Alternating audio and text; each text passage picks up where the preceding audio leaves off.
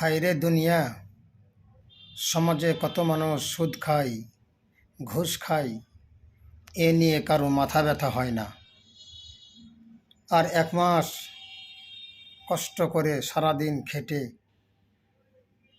ইফতারের পরে কোথায় একটু বিশ্রাম নেবার কথা, সেই বিশ্রামও নিতে পারে না।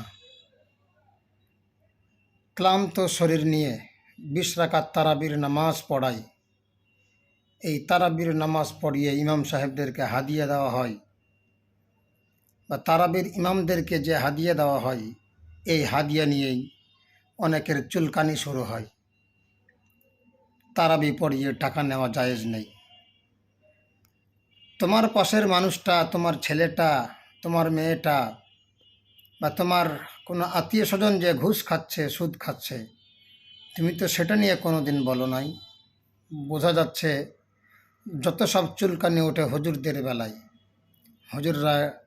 হুজুরদের একটু টাকা হোক, হুজুররা একটু সম্পদশালী হোক, একটু ভালো থাকুক, ভালো চলুক, ভালো পড়ুক, ভালো খাক, এটা অনেকেই চায় না। আবার অনেক আছে তারাবির চাঁদার নামে টাকা তুলে সেখান থেকে কিছু টাকা ইমাম মুয়াজ্জিনদেরকে দেয়, তারাবির ইমামদেরকে দেয়, আবার কিছু টাকা মসজিদের ফান্ডে জমা করে দেয়। এটা কখনোই ঠিক নয়। এজন্য দৃষ্টিভঙ্গি পরিবর্তন করুন। আমিও মানুষ, একজন ইমাম সাহেব সেও মানুষ। আমার যেমন টাকার প্রয়োজন হয়, ইমাম সাহেবেরও টাকার প্রয়োজন হয়। আমাদের দৃষ্টিভঙ্গি বদলানো দরকার।